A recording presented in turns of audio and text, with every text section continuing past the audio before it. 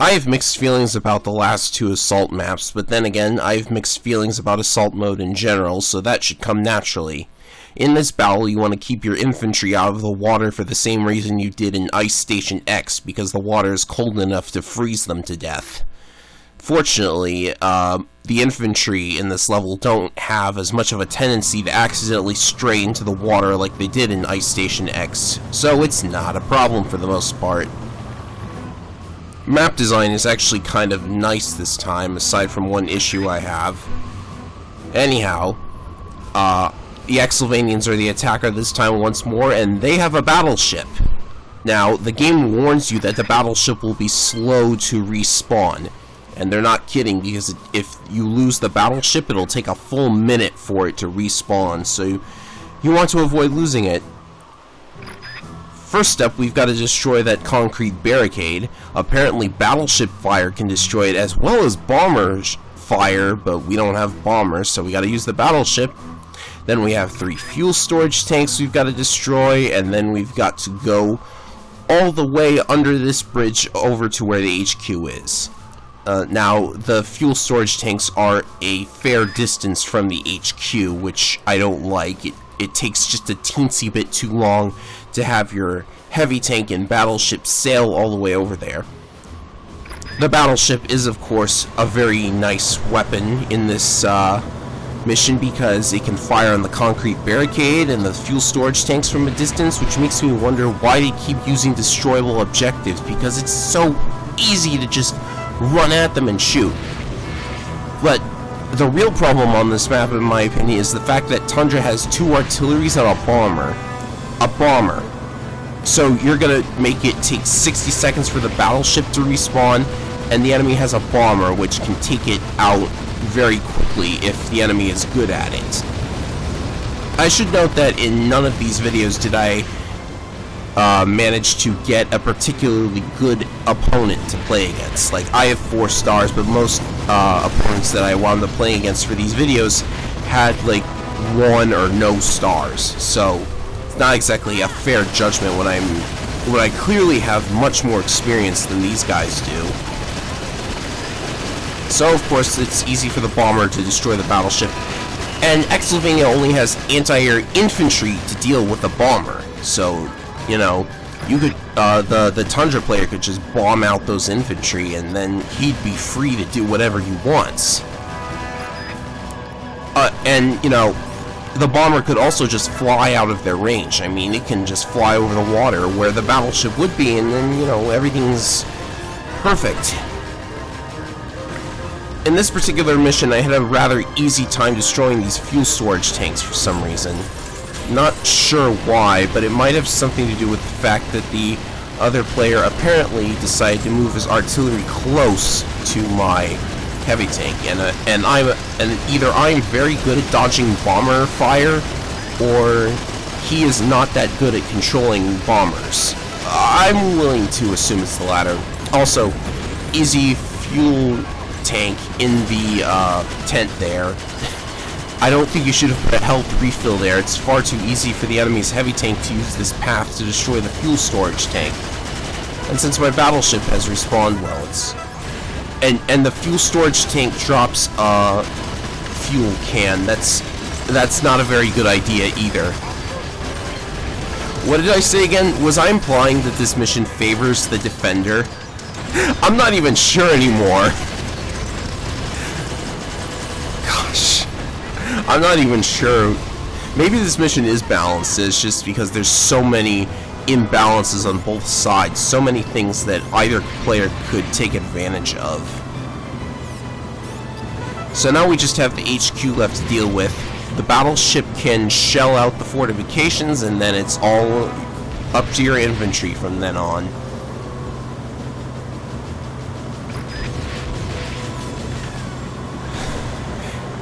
I just don't think battleships and anti-air infantry against bombers is such a fabulous matchup, but... Oh, and you can also hide under the bridge in order to avoid getting bombed. That's another thing, too. You can shoot out the MG towers from here. Okay, you know what?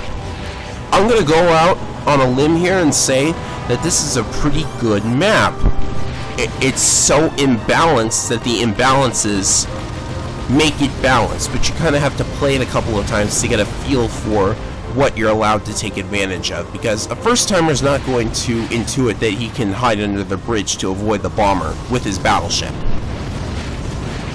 I'm also not sure why I'm not hitting this auto gun. I think it's hitting the destroyed MG Tower's hitbox, so it's not getting over to the auto gun. Now to wipe out these last couple of infantry before my soldiers get here. With the battleship destroyed, we gotta just use the heavy tank. So maybe this mission isn't so bad. Although I still don't like the idea of giving one player a bomber and just leaving it up to anti-air units for the other player.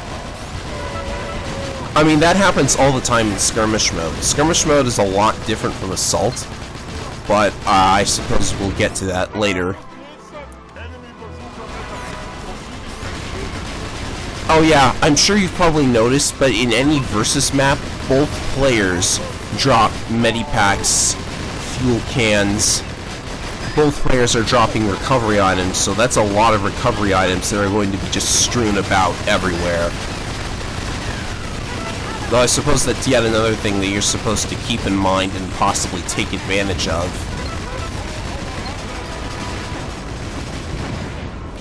So are they going to raise that flag, or am I going to have to shoot out all the enemies for them? You mean I have to actually shoot out the enemies for them?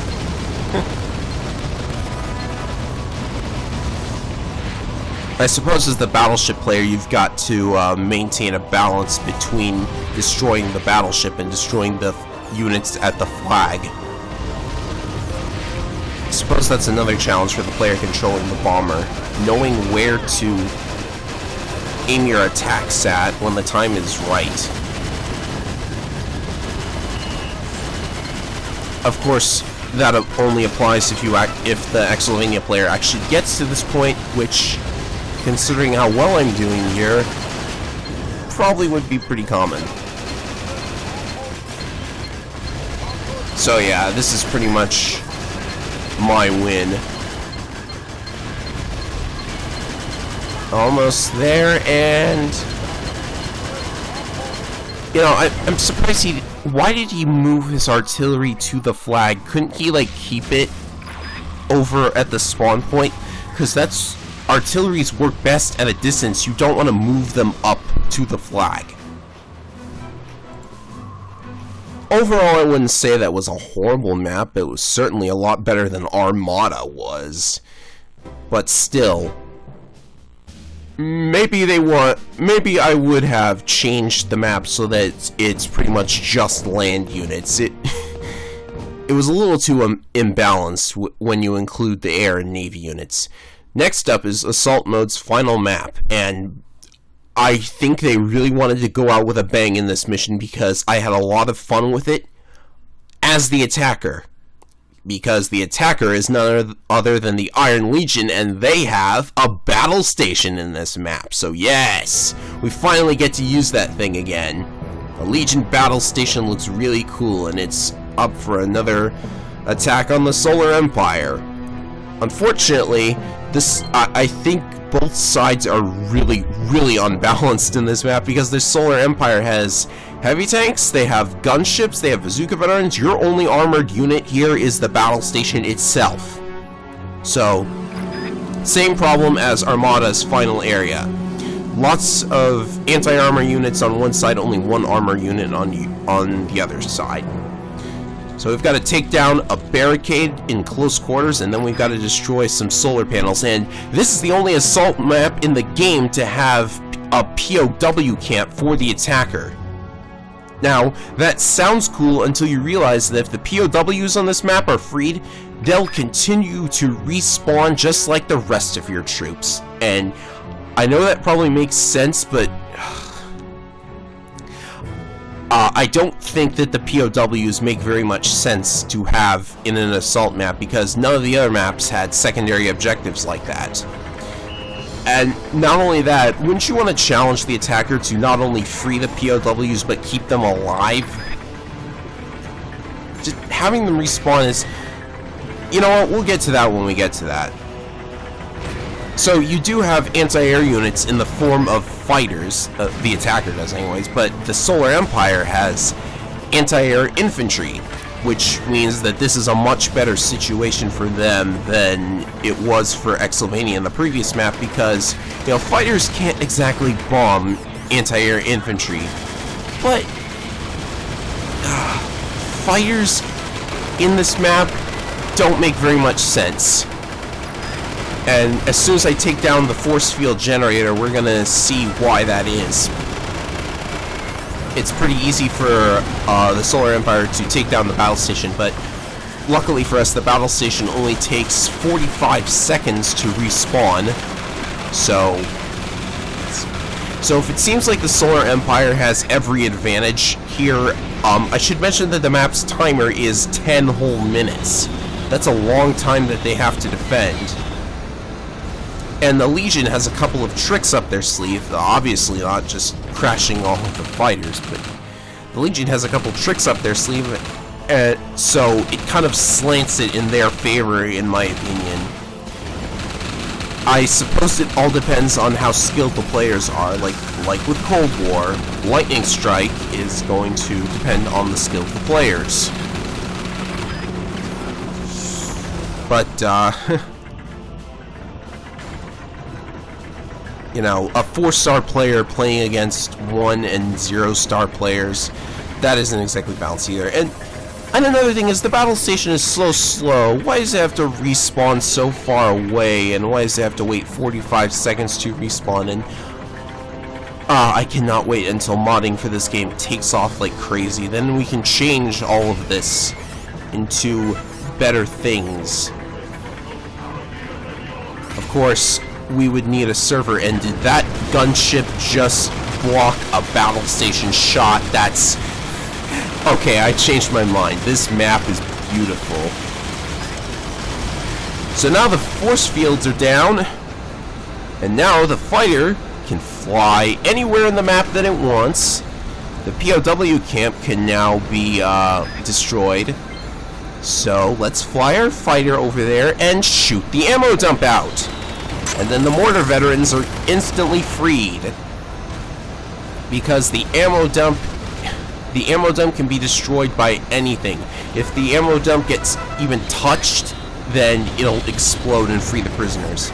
So yeah, how is the Solar Empire supposed to defend that POW camp if the fighter can literally just shoot the dump and free them instantly?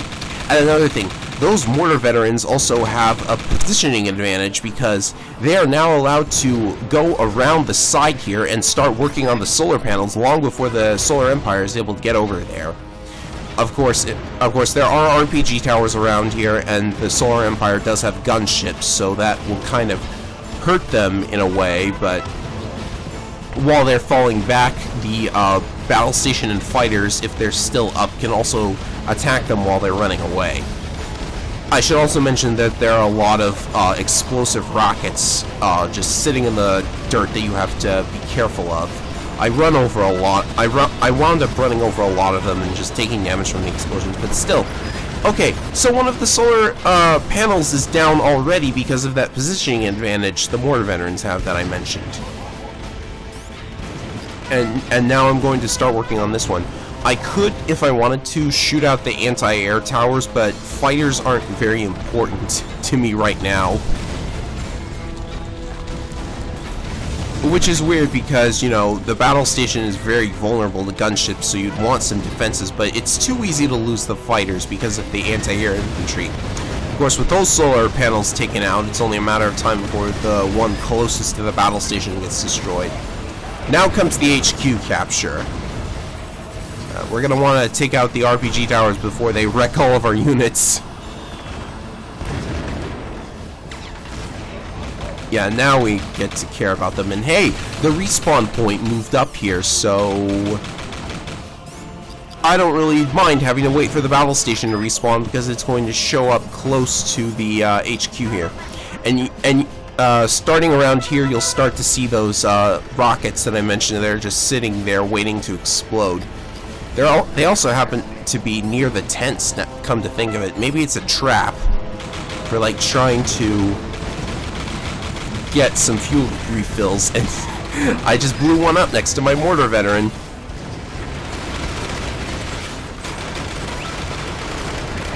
Fortunately,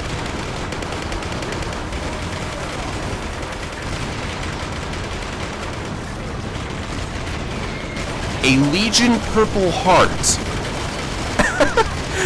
Lord Farrock, I love you. That was just beautiful. Okay, I know that the Purple Heart is probably referring to a award given to American soldiers who were wounded or killed in battle, but coming from Lord Farrock, it actually sounds pretty girly. Oh, that's beautiful. And you know, it was probably a joke line, but that just made playing this mission so worth it, in my opinion. Playing as the attackers in this map is so worth it thanks to that. Oh, and I should also mention that the music for this map is the Iron Legion theme from Battalion Wars 1, which was used in the 4th bonus mission. I'm only mentioning it because, other than the unit dossier, this song is never used anywhere else in the game. All of the other songs are taken from the campaign missions, so it's weird that they would use the Iron Legion theme for here and the unit dossier. Like, why put the thing in the game at all? Maybe they were planning on having a couple more missions for the flashback campaigns, which would have been really nice. I'm really interested in what content was cut from this game's final release, because as I mentioned before, there's concept art for the Anglo Strato Destroyer, but it wound up never being an actual thing. And considering how much I've played this game, more missions would be nice in upping the replay value here. And I have nothing else to say, really, for the rest of the map, because after the heavy tanks get destroyed, after the gunships get destroyed, because there's nothing saving them from the fighters, because the anti-airs were destroyed, and the anti-air towers are destroyed as well, there's nothing at all going to stop me here. Just gotta wait for that flag to hit the top of the pole as the battle station spawn camps the rest of the grunts. So yes, I really did lock the Solar Empire player into a spawn camping situation. I mean, it didn't last for very long because the flag went up, but I could have... What in the world are those plants? I have literally never noticed that until now. I hope those weren't mushrooms or something. Oh gosh.